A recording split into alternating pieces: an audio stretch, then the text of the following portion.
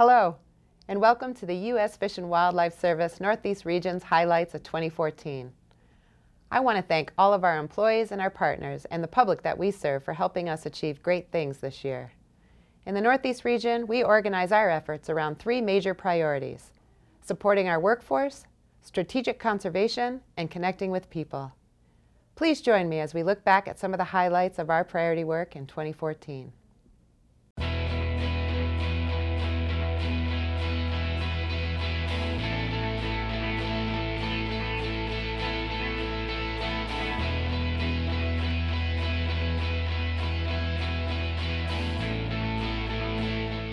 Across the Northeast region, the employees of the Fish and Wildlife Service and our partners achieved extraordinary conservation in 2014. It takes a diverse and skilled workforce to achieve our mission, and in the Northeast region, we make it a priority to support each other. Through regional efforts like the Healthy Employee Program, Lead Your Life and other leadership training, Change Agent training, Diverse and Inclusive Workplace, and the Administrative Workshop, we provided development and wellness opportunities for our employees, all with the goal of making the Northeast region of the Fish and Wildlife Service the best place to work.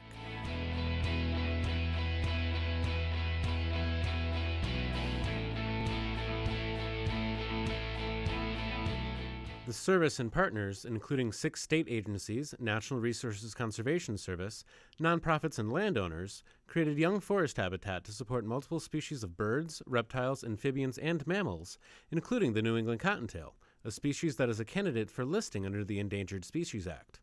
Through prescribed burning and protecting public and private lands, biologists hope to create enough habitat for the rabbit and other species before listing is needed. Many of our rivers and streams and the fish and other species that rely on them are in better shape this year. With our partners, the service removed or bypassed 7 dams, replaced numerous culverts, and designed and created fish lifts, ladders, and other bypasses, altogether helping to create 1,110 miles of upstream habitat for fish and other aquatic species. One great example is the Harvell Dam in Appomattox, Virginia. That provided 127 miles of new habitat for species like American shad, river herring, and American eel. This partnership with the Virginia Department of Game and Inland Fisheries, NOAA, American Rivers, and EPA has an estimated economic value of more than $68 million. And Craigbrook National Fish Hatchery in Maine marked a major anniversary this year. Since it was established 125 years ago, Craigbrook has been raising and restoring endangered Atlantic salmon. The hatchery, along with the work of many partners and service biologists from several programs, is credited with preventing the extinction of this iconic species. The Northeast region also marked important milestones in endangered species conservation. After more than 40 years of collaboration, we proposed the delisting of the Delmarva fox squirrel, one of the first species ever listed under the Endangered Species Act. Secretary Jewell, Director Ash, and many partners and private landowners celebrated this historic accomplishment in September at Blackwater National Wildlife Refuge. This is it's a great time because it is rare that we get to delist an endangered species, but that's what today is all about. We also made a significant announcement in international bird conservation. The Rufer redknot, one of the world's longest-distance migrating shorebirds, which has declined in population by more than 75%, was listed as threatened. Its habitats in the Arctic and in coastal North America are threatened by climate change, sea level rise, and a loss of shoreline habitat. Fortunately, hundreds of governments and international partners are working to conserve the species, providing hope for the recovery of this amazing shorebird. One effort that is giving us hope for the future of the redknot, piping plover, and other vulnerable shorebirds is the Atlantic Flyway Shorebird Conservation Business Strategy. This unprecedented global plan, developed in partnership with Manomet Center for Conservation Sciences and dozens of other organizations, outlines strategies for the national and international community to leverage efforts across a massive geographic scale to achieve conservation success for key representative bird species. The service continued to work with communities and partners to recover from the impacts of Hurricane Sandy and to create a coast that is more resilient to future storms.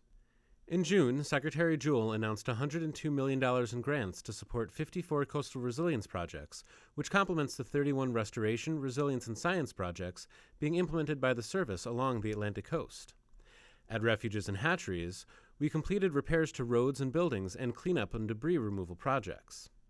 We restored beaches, dunes, and marshes for people and for wildlife, and we took steps to removing more than a dozen dams and other barriers, which will help restore rivers and streams for fish, as well as help prevent communities from future flooding. And we released an interactive story map and website, where the public can learn more about each of the service's Hurricane Sandy projects and track the progress of these important investments. 2014 also saw significant advances in the Northeast and across the nation in landscape conservation. The North Atlantic Landscape Conservation Cooperative, or LCC, brought together more than 30 partners to design a conservation blueprint for the Connecticut River watershed, the largest watershed in New England and home to more than 2.3 million people. The plan, which will be complete in early 2015, identifies key conservation needs for 14 surrogate species, which represent the needs of many others in the watershed. This blueprint will help communities ensure a healthy and functional landscape that balances the need for wildlife and people into the future. LCC has provided several helpful tools to partners and land managers throughout the Northeast. Thanks to a new web-based tool by the Appalachian LCC, partners and the public can now locate the most important areas to conserve for cold water streams and rivers in the Appalachians, which are important for species like eastern brook trout and important for water quality. The Eastern Brook Trout Joint Venture turned 10 years old this year. With less than 9% of the brook trout's habitat remaining from Maine to Georgia, this partnership made huge strides to bring the brookie back by restoring more than 400 miles of rivers and streams and removing 78 dams and barriers, all generating $232 million in economic benefits. The National Wildlife Refuge System grew by more than 1,150 acres in the Northeast in 2014 thanks to various funding sources including the Land and Water Conservation Fund and the Migratory Bird Conservation Fund. Nearly 200 of these acres were acquired at Montezuma National Wildlife Refuge to protect migratory bird habitat. And we provided millions of dollars in grants to states, tribes, nonprofits, and universities to leverage funds for land acquisition, conservation planning and management, education, and other important conservation efforts.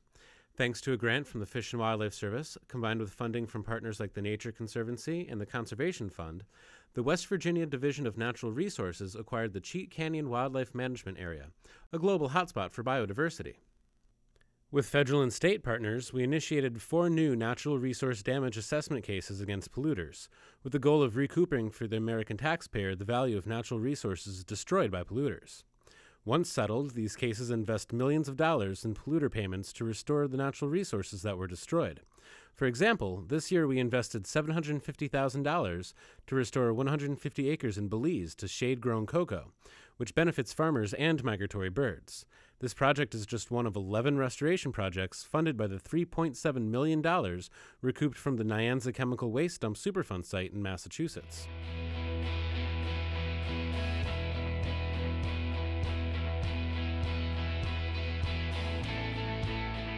2014 was also a banner year for the service to work with partners and connect with the American public and share the gift of nature.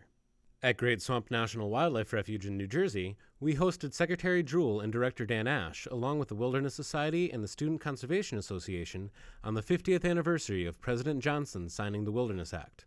Great Swamp, only 26 miles as the crow flies from New York's Times Square, was the first designated wilderness area in the Department of the Interior.